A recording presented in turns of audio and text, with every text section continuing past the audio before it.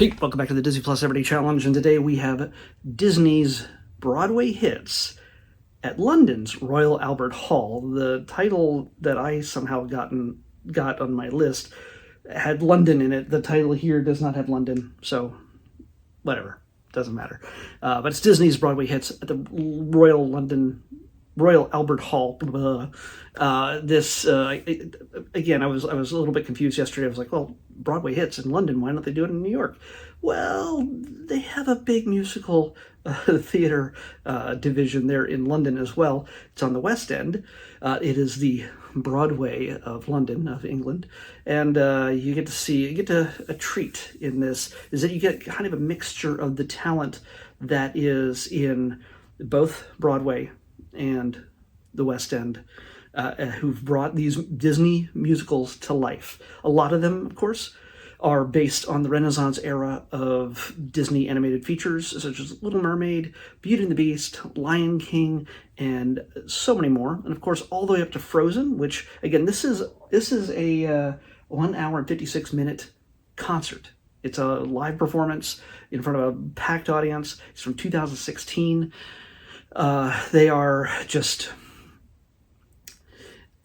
They're just belting out the hits, and a lot of stuff I've never heard before, because I had never gone to a Disney musical, ever. Not on Broadway, not in the West End.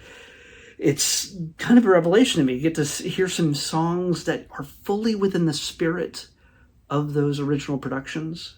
You know some of the classics from Little Mermaid and Beauty and the Beast and such, but you get to hear sort of songs that were either cut from the films and restored, or made specifically for the musicals as presented on stage in those two locations. Not just those two locations, but shows around the world.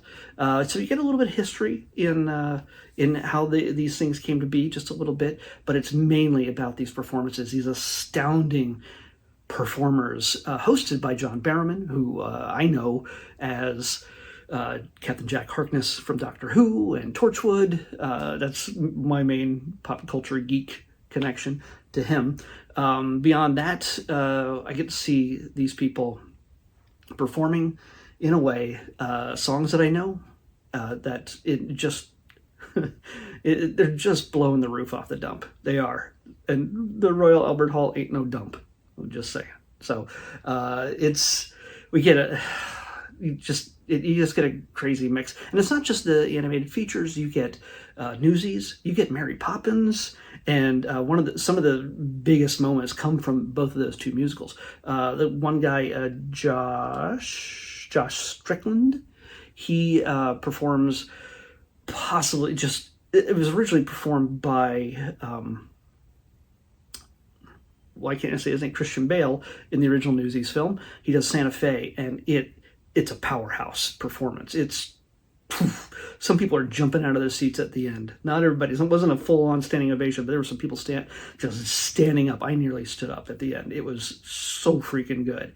Another big moment was kind of dueling Mary Poppins. We had both the West End and the Broadway Mary Poppins from each of the productions, and they performed the songs they know so well, the solos of their own, and then they came together with Supercalifragilisticexpialidocious. So it's some moments you just can't get necessarily, can't get in the films. You're just not going to get. So it's lots of good fun, lots of energy. The crowd is British, so they applaud.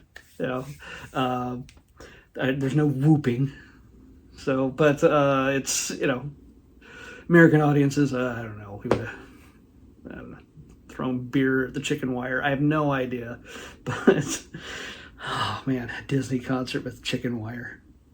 Until they own the Blues Brothers, it's not going to happen. So yeah, it's do they own the Blues Brothers yet? No, it's a Universal film, right? It doesn't matter. So yeah, it's worth it just to watch this for these astounding performances. What 4 or 5 of them do on stage at once to perform just Let It Go from Frozen. They do what Idina Menzel does on her own, but 4 or 5 voices mixed together just take it to another level. Yeah, I know you probably heard the song a million times before. This is a different way. It sounds like this. It sounds the same, but mostly. But there are so many different layers to it that it's worth another listen. It's even if you might be sick of the song, it's okay. It's okay. You'll survive. And of course, you can't go without mentioning that Alan Menken makes a surprise appearance partway through the performance. Alan Menken, the guy who literally composed the music with Howard Ashman, writing a lot of the lyrics, all the lyrics, I guess. But Alan Menken doing the music for Little Mermaid, Beauty and the Beast, Pocahontas, and Aladdin, and just so many others. A Little Shop of Horrors, which is not Disney, but just doing all that kind of stuff over the years. It's just his work. He gets a standing ovation just for showing up, and he does a little bit. He cuts away. He does a song just himself. Never mind the fact that there's a humongous orchestra sitting behind him, a hugely talented orchestra that just is, yeah, it's great. But Alan Menken gets behind the piano and does an outtake, a song that was originally supposed to be part of the Aladdin film but didn't make it.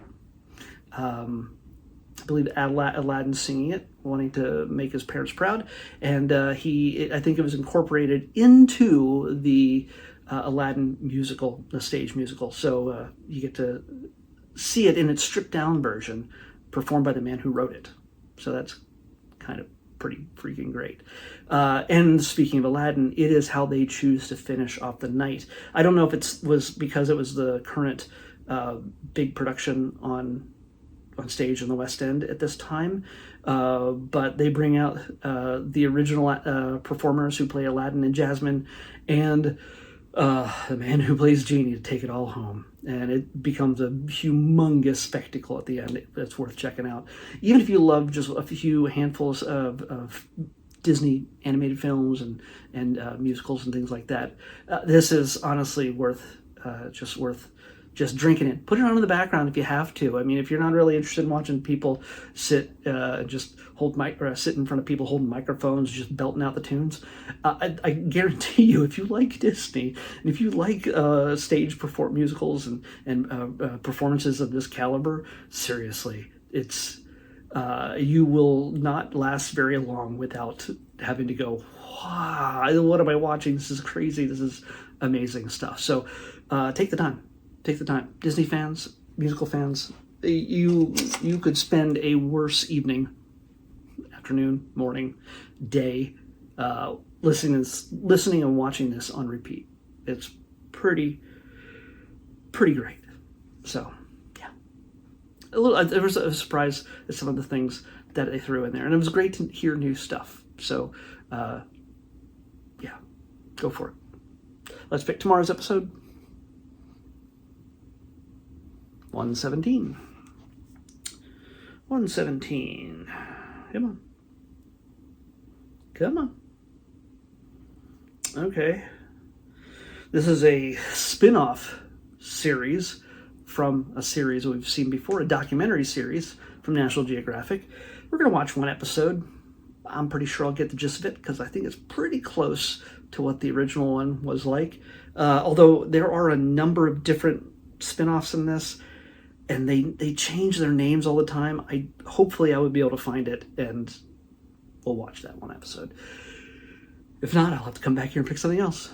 We'll find out when we watch Life Below Zero: Next Generation. Yeah. People living in cold places. Why? It'll be warm soon enough. Climate change. Life Below Zero: Next Generation on the next Disney Plus Everyday Challenge. I'll see you back here tomorrow with that.